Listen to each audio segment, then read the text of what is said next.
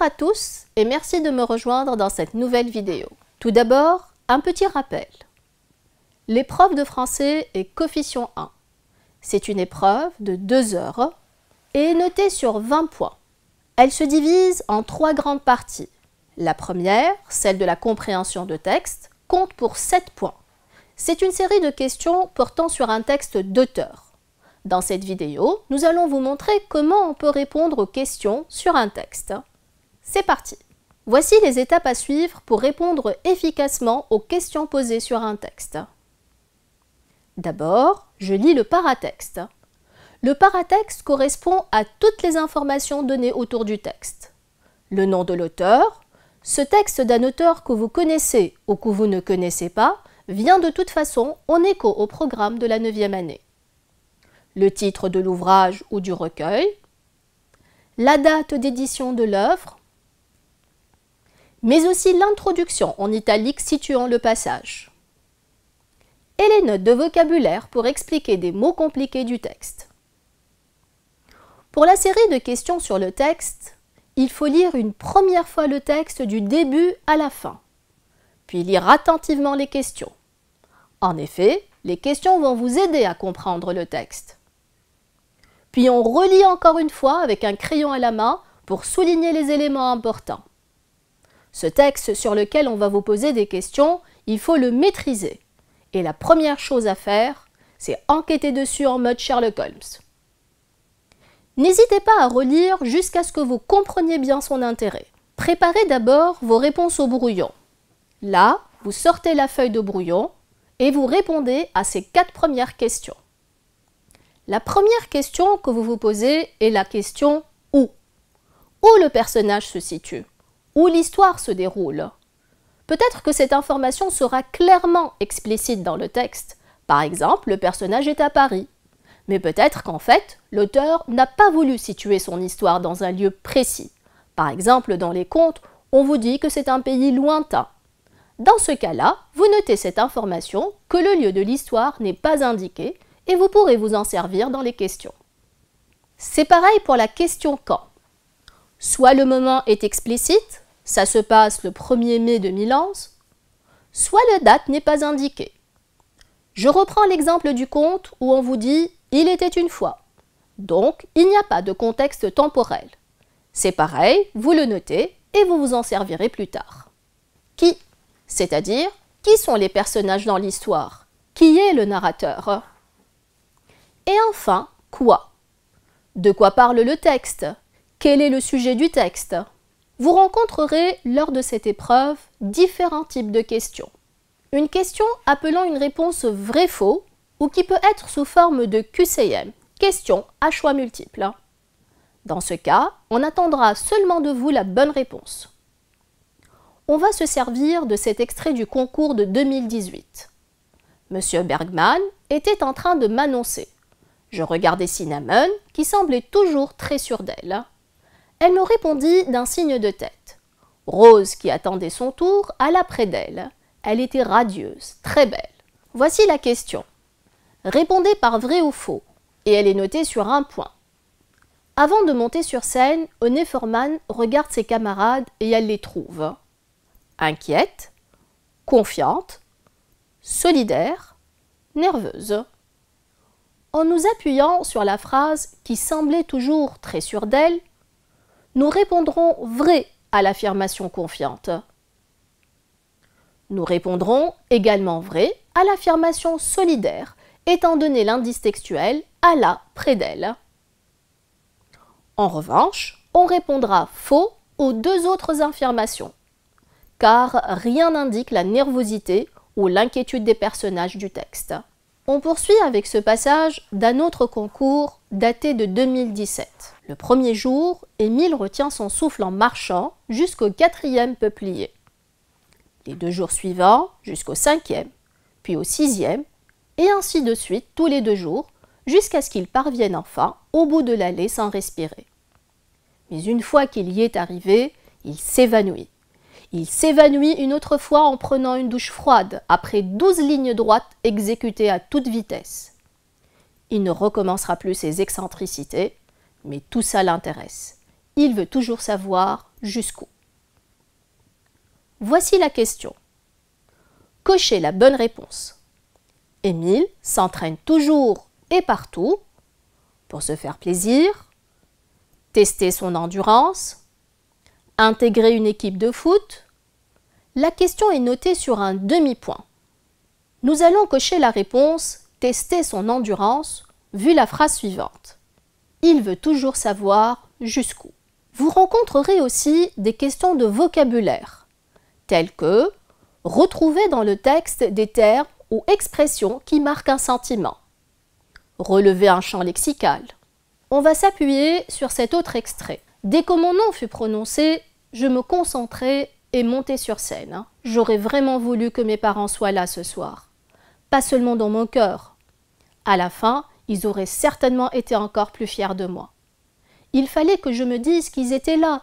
Mon oncle Peter était là lui aussi, et mon oncle Simon, tous. Partout où je vais, ils sont là, car ils sont toujours en moi.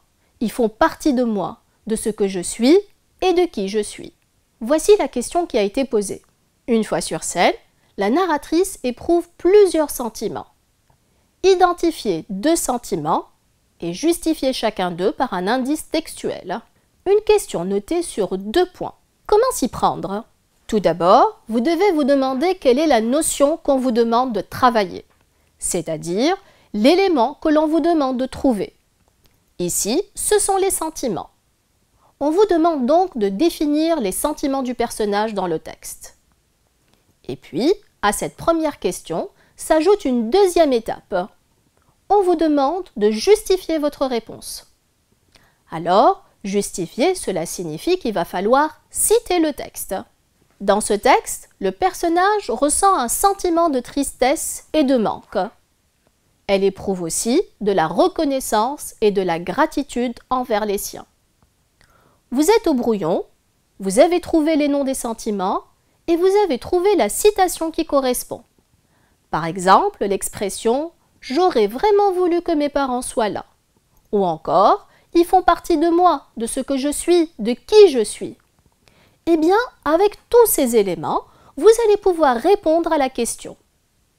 Mais d'abord, il va falloir, dans une première étape, sélectionner dans la question les mots que vous pouvez garder pour fabriquer la réponse. En effet, il faut comprendre qu'à l'oral, la langue française donne une certaine liberté pour répondre à des questions. Par contre, à l'écrit, il y a des règles très différentes. On doit toujours reprendre l'intitulé des questions lorsqu'on formule des réponses à l'écrit. Si vous ne faites pas une phrase complète, vous perdez des points. On peut légèrement changer les termes de la question si cela ne change pas le sens. Ici, vous allez pouvoir garder le mot « sentiment » et aussi « narratrice » et encore le verbe « éprouve ». Voilà les mots que vous allez pouvoir réutiliser dans la phrase qui va vous permettre de répondre à la question. Ces mots, vous devez les combiner avec les éléments que vous avez déjà trouvés. Ensemble, ils formeront une réponse cohérente. Alors, regardez la réponse qu'on vous propose.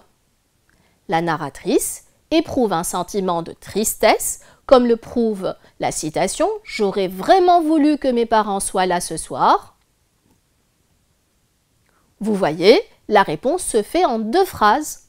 Dans la première, je réponds grâce aux mots de la question. Et dans la deuxième partie de la phrase, je m'intéresse à la citation, c'est-à-dire la preuve de ce que j'avance, de ce que je dis et que j'ai trouvé dans le texte. La citation doit être entre guillemets et introduite par des formules telles que « plusieurs indices prouvent que »,« comme le montrent les expressions »,« comment témoignent les expressions », « en effet, cette idée est soulignée par l'expression », comme le prouve la citation, ou encore « cette idée est corroborée par l'expression ». Vous pourrez rencontrer également des questions ouvertes, plus libres, sous des formes comme « pourquoi »,« comment ». Ces questions sont souvent posées. Dans ce cas, on va développer un peu plus. Il faut fournir des réponses plus étoffées, en reprenant toujours l'intitulé des questions. On poursuit avec ce passage. Le nouveau professeur fit l'appel. Julien était le premier sur la liste, puisque son nom de famille était Abalin. Il leva la main et aussitôt Véron éclata de rire. « C'est pas Abalin, c'est Chocolat !» Au lieu de se fâcher de cette intrusion, le professeur demanda à l'intéressé. « Pourquoi vous surnomme-t-on Chocolat ?» Julien allait répondre que c'était parce que son père possédait la plus grosse chocolaterie de la région, quand Véron le devança. C'est parce que son père l'a ramené du Brésil dans une cargaison de chocolat. Julien haussa les épaules avec agacement en croyant à une blague. C'est alors que Véron ajouta « C'est un enfant adopté, un petit Brésilien miséreux qu'on a trouvé en creusant la terre pour extraire le chocolat. » Dans ce concours, la question ouverte qui a été posée est la suivante. Quand le professeur s'adresse à Julien Abalin, comment Véron réagit-il? Justifiez votre réponse par 2 indices précis. Cette question valait 1 point. Comment s'y prendre? Il faut être attentif aux consignes et bien les respecter. Sinon, vous risquez d'être pénalisé. On peut dire que comment et réagit sont les mots-clés dans la consigne. En effet, nous allons travailler sur la manière, l'attitude, le comportement du personnage, d'où la question comment. Votre réponse va reprendre l'intitulé de la question. Quand le professeur s'adresse à Julien Abalin, Véron réagit. Et là, en fonction du texte et des expressions utilisées, nous allons qualifier ce comportement. En effet, les expressions « aussitôt Véron éclata de rire »,« quand Véron le devança »,« Véron ajouta » nous amènent à dire que Véron réagit à la place de son camarade, qui ne le laisse pas parler, qu'il est envahissant. Petit conseil méthodologique. Quand on vous demande de justifier, de citer le texte, comme c'est le cas ici, il s'agit de citer le moins possible, c'est-à-dire qu'il va falloir trouver la bonne citation et de ne pas citer 2 ou 3 phrases complètes et qui ne serviront à rien. Passons maintenant aux questions fermées, où on peut répondre par oui ou par non. On peut donner une réponse commençant par oui ou par non, mais on ne peut pas se contenter de dire oui ou non. On reprend les mots de la question et on complète la réponse, puis on la justifie si cela vous a été demandé dans la consigne. Appuyons-nous sur ce passage. Les mains frappaient l'une contre l'autre. Quand elle dénouait le mouchoir, l'œuf avait disparu. Les gens applaudissaient encore plus fort et Mondo ramassait d'autres pièces qu'il mettait dans une boîte en fer. On vous pose ici une question précise. La représentation plaît-elle au spectateur? Et on attend de vous une réponse précise. Oui, la représentation plaît au public. Cette question sur un point doit être justifiée à l'aide de 2 expressions.